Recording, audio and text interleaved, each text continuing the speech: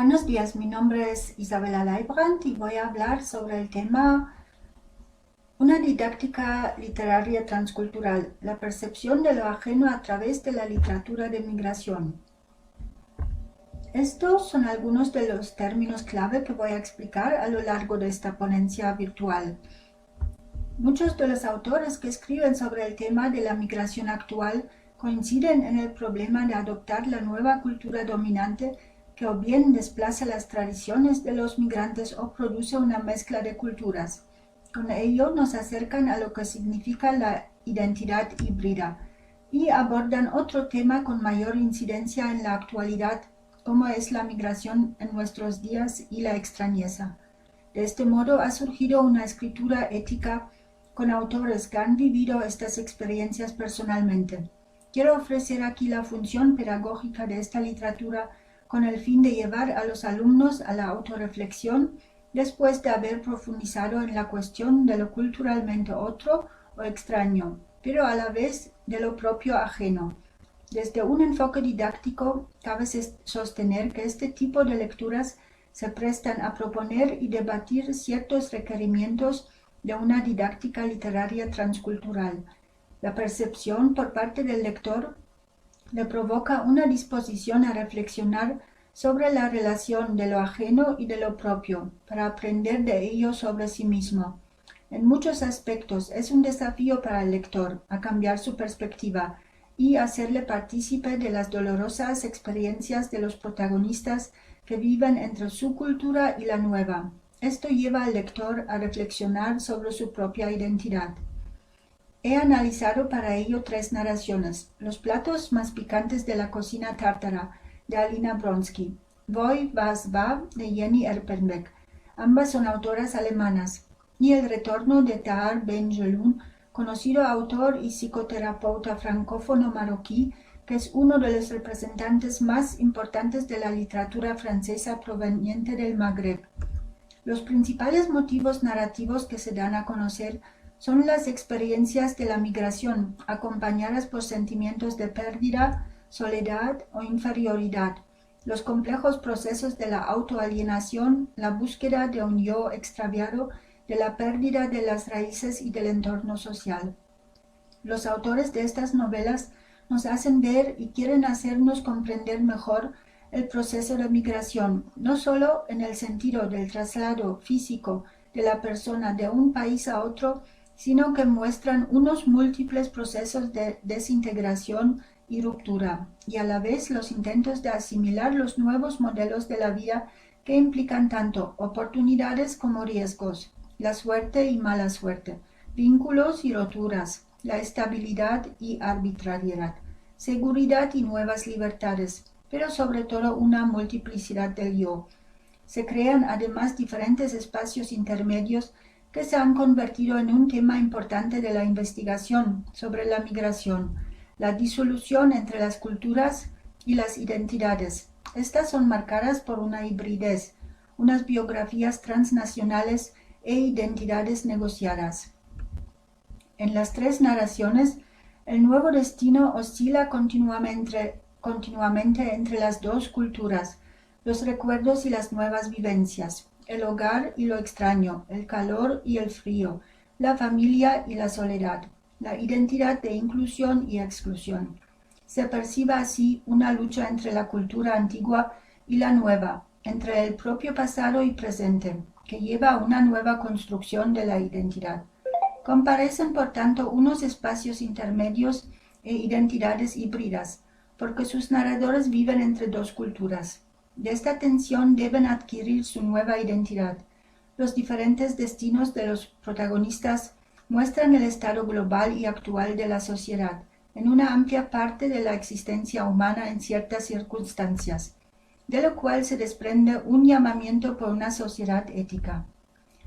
Erpenbeck enfrenta al lector a la experiencia de la extrañeza de muchas maneras. Es una narración en la que los límites entre las descripciones ficticias y factuales se desdibujan, que así establece un nuevo concepto de autenticidad en la literatura. La autora nos confronta a la normalidad cotidiana desde el punto de vista de Richard, ciudadano berlinés que se opone al mundo de los refugiados de África, y nos muestra las anomalías entre ambos mundos culturales y éticos. No solo se describe la mirada a lo extraño desde nuestro punto de vista de los protagonistas locales, sino que se nos pide tomar una posición hacia lo que leemos, porque a través del narrador se ofrece un diálogo que lleva al lector a reflexionar sobre lo extraño. Así se produce un importante proceso de aprendizaje sobre la alteridad.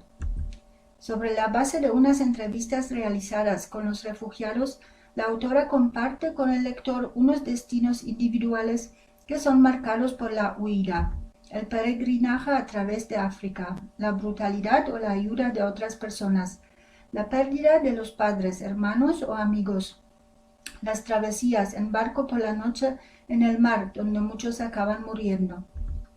Paralelamente a la historia de los refugiados, la autora entreteje la historia alemana, en concreto aquella de Alemania Oriental, la RDA, recordando las huidas de los alemanes al oeste y su nuevo comienzo de vida ahí. Así invoca que los alemanes del este, al otro lado del muro, vivieron la experiencia del cambio de un sistema a otro en su propia piel. No hace mucho tiempo, cuando el sistema comunista desapareció por completo cultural, económica y socialmente.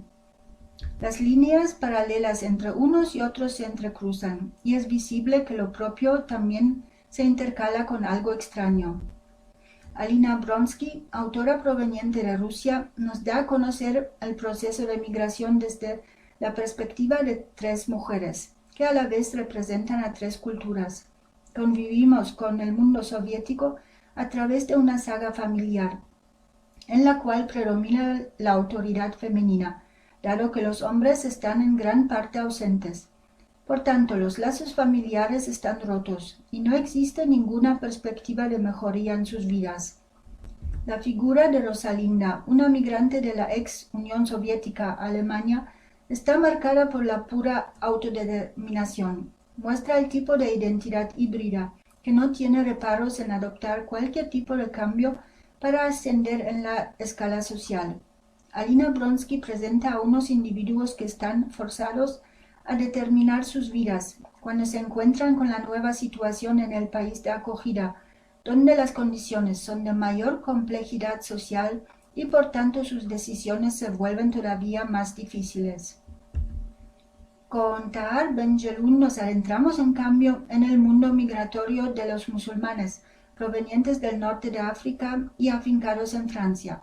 Con Mohamed, el autor presenta a un personaje cuya identidad contrasta radicalmente con los otros ejemplos, ya que está profundamente marcada y determinada por la religión, la fe en el Islam y los ritos que conforman la identidad del protagonista, a la vez que lo desmarcan de la nueva cultura de acogida, la europea. Cito: mi religión es mi identidad, soy musulmán, antes que marroquí. Antes de convertirse en inmigrante, el Islam es mi refugio. No hago más que seguir el camino trazado por quienes nos precedieron, que sabían mejor que nosotros lo que es bueno para los hijos. Para Mohammed, su identidad conforma su fe, la religión, el Corán. Con la discrepancia entre la identidad religiosa de Mohammed y las influencias culturales exteriores que irrumpen en su mundo personal y cultural musulmán, se produce el fracaso personal biográfico, causando la pérdida de lo que más valora, la familia, el reconocimiento social y los valores, lo cual le lleva a dudar de sí mismo. ¿Por qué mi vida no funciona de la forma que yo quiero? ¿Por qué debo experimentar estas decepciones, el dolor, el miedo? A pesar de su fe religiosa percibida como un seguro cara al propio fracaso, al final de su vida él no puede explicarse la razón de su derrota. Rosalinda de Rusia, Mohamed de Marruecos. Los refugiados en Berlín representan a todos aquellos migrantes que se encuentran en un país de acogida europeo occidental con una sociedad multicultural, moderna, pluralista y democrática, étnicamente no homogénea.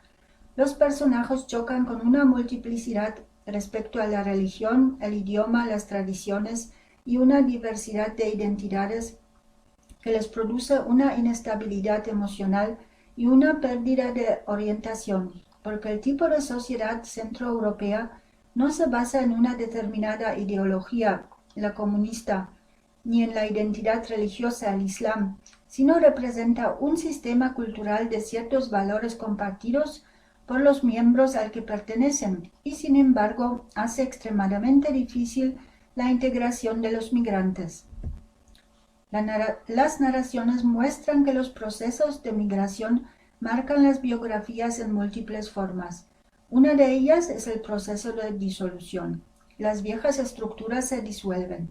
En el transcurso de estos procesos, muchos nuevos modelos de vida compiten entre sí. La pérdida del respaldo de un entorno social seguro deja unas profundas huellas en el migrante, ya que se encuentra con riesgos y oportunidades, nuevas uniones y separaciones, una posible estabilidad y también arbitrariedad, quizás con una cierta seguridad y una nueva libertad. En los diversos intentos a rehacer sus vidas y a oponerse a las fuerzas exteriores destructivas, los personajes procuran reafirmar su identidad, pero se encuentran ante unas ruinas nuevas. Este tipo de textos literarios llevan al lector a la experiencia de la alteridad al escenificar la extrañeza. Como resultado, reflejamos y posiblemente ponemos en tela de juicio las propias percepciones y experiencias a lo largo de la lectura. El otro o lo extraño despiertan por un lado unas experiencias inusuales y chocantes, pero hacen ver que aquello que se define como ajeno o forastero depende de las experiencias subjetivas y de los criterios que son relativos de la perspectiva y ubicación, y por lo tanto están fuertemente influenciadas por la propia cultura. Nos enfrentamos con nuestra posición europea u occidental y nuestros posibles límites de conocimiento con asombro o extrañeza respecto de estas experiencias. Diferentes etnias, otras religiones, lenguas, conflictos y circunstancias por los que los protagonistas migrantes han tenido que abandonar su existencia en el otro país. ¿Qué significa, por tanto, el término de lo extraño, de la extrañeza? Waldenfels proporciona una topografía muy útil, así como unas importantes diferenciaciones lingüísticas en cuanto a la esencia de la experiencia de la extrañeza, ya que la noción varía notablemente entre el término alemán Fremdheit o strangeness en inglés y los correspondientes términos de la alteridad o extrañeza en español. La dificultad de encontrar la correspondencia idiomática exacta del concepto Fremdheit o strangeness en español nos expone al primer problema para su transmisión, ya que los términos de la extrañeza o alteridad no transfieren la idea exacta. Teniendo en cuenta este dilema, emplearemos, según la noción pertinente, las expresiones del otro, extraño, ajeno o desconocido. En el sentido más amplio queremos indagar aquí en la experiencia de la extrañeza o el contraste entre el yo y el otro, entendiendo lo ajeno cuando se excluye de la propia esfera colectiva y se separa de la existencia colectiva. Es decir, que es todo aquello que no se comparte con los demás. La extrañeza en este sentido significa el no pertenecer a nosotros. Los autores nos enfrentan a unos acontecimientos que están fuera de nuestro orden. La normalidad en el propio mundo se contrasta con el mundo y el comportamiento de los demás, apareciendo como una anomalía en un momento dado. De esta manera buscan una comunicación entre el lector y el narrador. No solo se describe la visión del extranjero, visto desde nosotros, es decir, del protagonista local, sino que se invita al lector a posicionarse sobre lo que ha leído, porque a través del narrador se ofrece una conversación que nos lleva a reflexionar sobre lo extraño. Esto da lugar a un importante proceso de aprendizaje con la extrañeza, en el que se forma y articula un nuevo significado.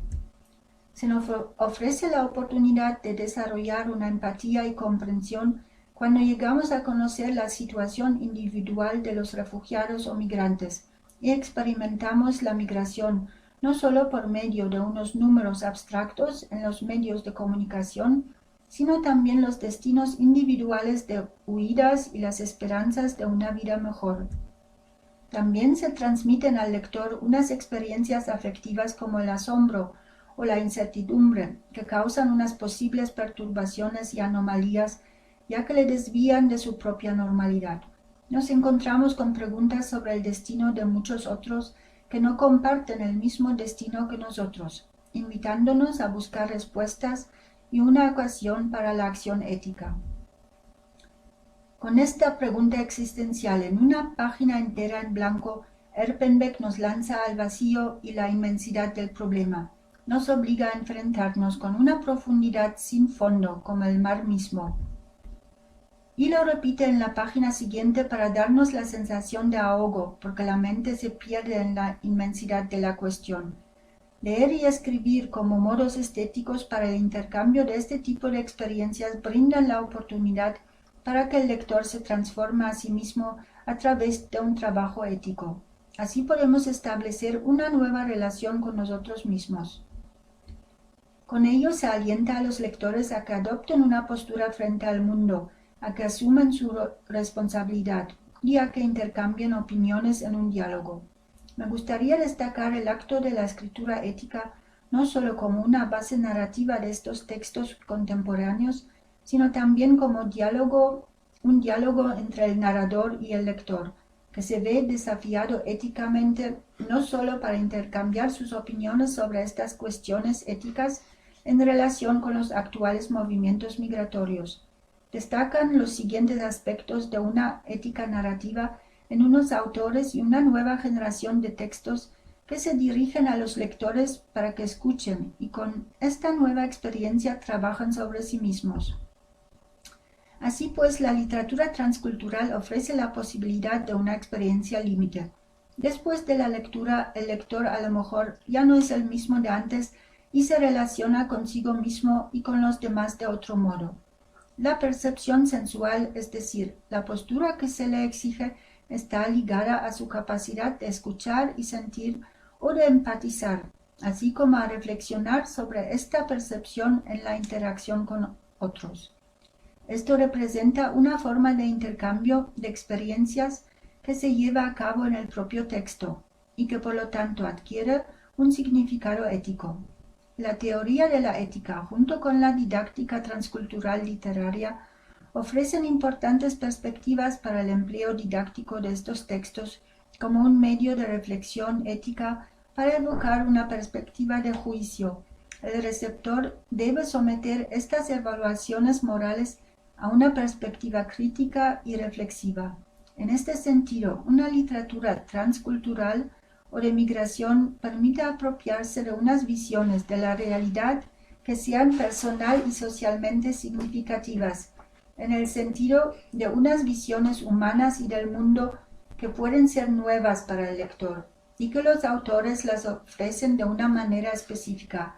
De este modo, la literatura puede beneficiar y complacer, es decir, puede aportar unas enseñanzas o unos conocimientos morales al lector de modo entretenido y a la vez estéticamente relevante. Los textos pueden introducir unos modos de vista de la realidad que incluyen unos valores y unas normas. La lectura adquiere así una función educativa que permite fortalecer, entre otras, las siguientes habilidades. La competencia reflexiva, al tratar unos textos de forma crítica y o creativa, y de comentarlos, evaluarlos, juzgarlos y compararlos. La competencia comunicativa para compartir con otras personas lo leído.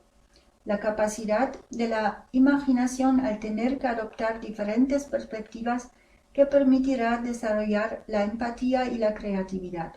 Así el lector puede percibir el mundo de una manera nueva o más diferenciada y posiblemente también cambiar sus ideas o incluso su comportamiento. Si empleamos la literatura para fomentar este tipo de competencias, podremos ayudar a desarrollar la comprensión de los otros, de la sociedad y sus problemas actuales.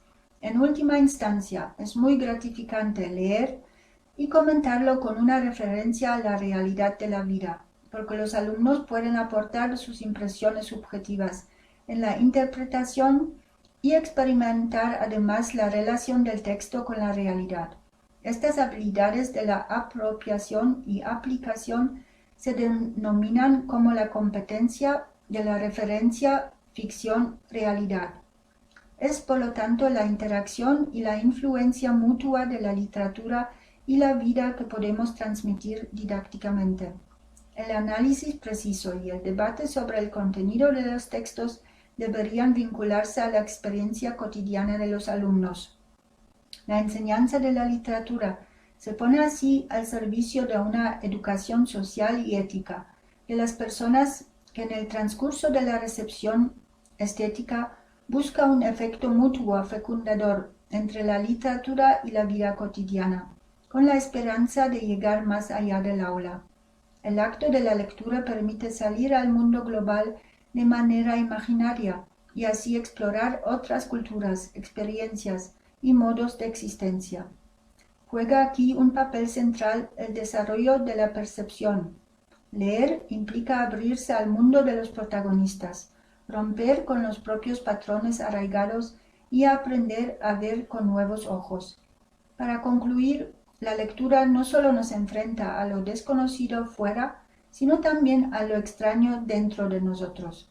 Puede llevar a la autorreflexión y tratar de forma crítica tanto a lo extraño fuera como a lo propio dentro. Este concepto lleva más allá de nuestras fronteras culturales y el aula, al hacer visible una doble extrañeza, una literatura extraña y una experiencia extraña, lo que hace que el encuentro con estas narraciones sea tan fascinante. Muchas gracias y espero sus preguntas.